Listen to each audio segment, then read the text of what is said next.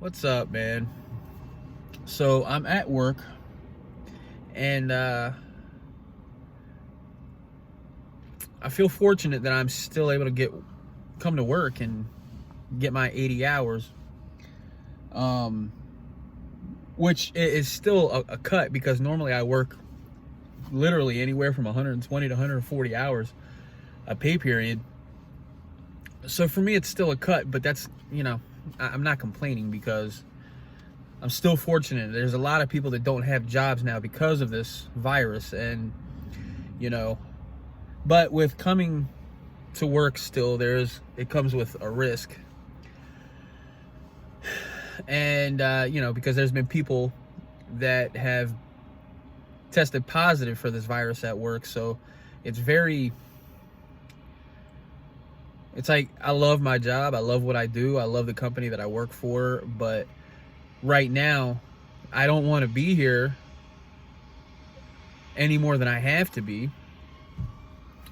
But I do what I got to do. I fall under that essential workers category, so I feel I feel fortunate that I can at least come to work, knowing that a lot of people can't right now.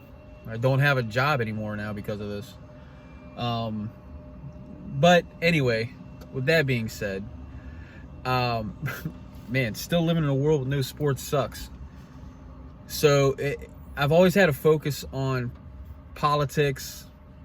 Was never really hardcore, but I paid attention. I've had my opinions and things like that. So with no sports, it allowed me to really kind of like pay attention to politics just a little bit more. And I'll say this. Going into 2016, I did not care much for Trump. I did not like Hillary. I just didn't like her. But Trump, I didn't care much for him at the time. More so for me, it was because of the unknown, not being a politician. So that could have went either way, very good or very bad. So I ended up voting third party. I voted for Libertarian Gary Johnson. That's who I voted for. Realistically, I knew he wasn't going to win, but I wanted my vote to count, and my vote went towards him. Now, between Hillary and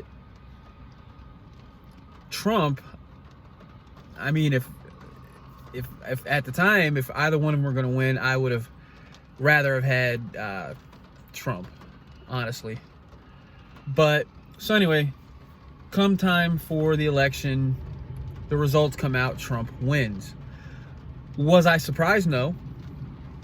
Was I happy? No.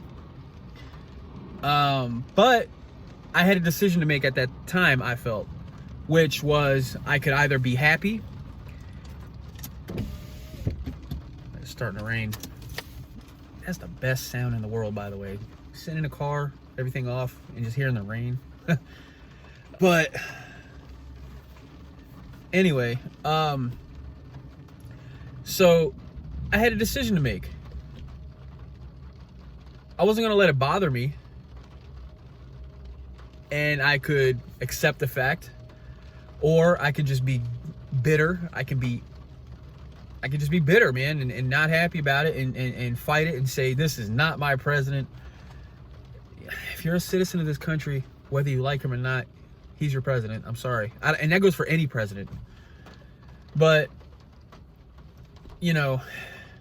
so I made the decision that I'm not going to be bitter. I'm not going to waste my energy, and I'll just sit back and see what he does. I sat back, and I'll let his actions speak louder than his words. And we all know that his words,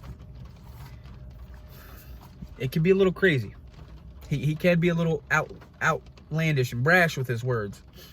But to me, actions speak louder than words. So what he said and how he said things didn't necessarily amount to anything to me, you know?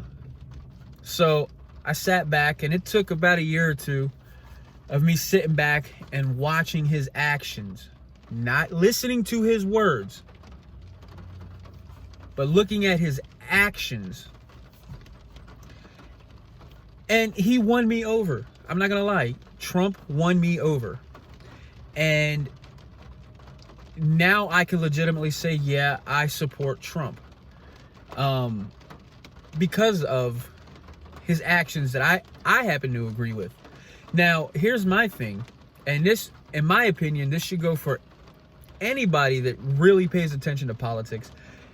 And it should apply to any president, no matter what party, no matter who the president is, anybody, in my opinion, that you can be the biggest supporter of whatever president, but don't let your support of that president disable you from the fact of being critical of that president when it needs to be criticized. Do I support Trump now? Yes, I say I'm a Trump supporter now. But do I let that hold me back from criticizing him when need be? No. Do I agree with him on every single thing? No, I don't. But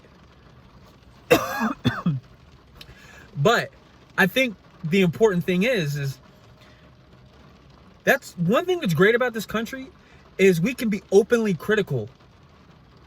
You can't be openly critical in a lot of countries towards the government.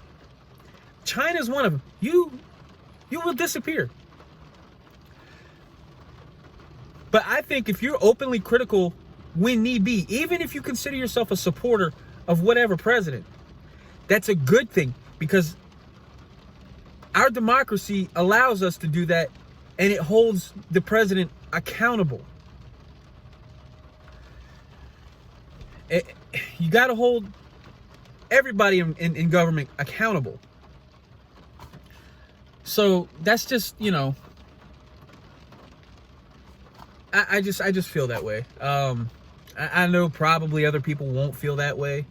They might feel otherwise, and, you know, it's whatever, man. I mean, we're allowed to have debates. We're allowed to disagree, and all that's fine, man. Just because I say I'm a Trump supporter and I debate somebody in politics does not mean I'm trying to change your opinion.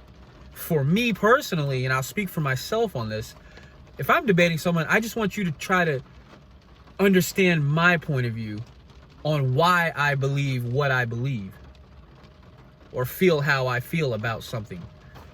And I like to think that I am that way also. Now I can be very strong in my opinions, and, you know, things like that, but I just think a good, healthy debate is good. So yeah, man, I don't know, I just wanted to speak on that right now, and yeah, it's all good, man. I just can't wait for sports to come back, man. I miss sports. I miss football. I hope football begins as scheduled on time. But yeah, man, I just wanted to throw my 2 cents out there with the politics and whatever. But yeah, man, y'all be safe out there, and do that social distancing, man. Man, do all the stuff that they're saying. Wear the masks and gloves if you can, if you have to. But yeah, man, just be safe, protect yourself, man. When you're protecting yourself, at the same time, you're also protecting others. So be good, man. Be safe.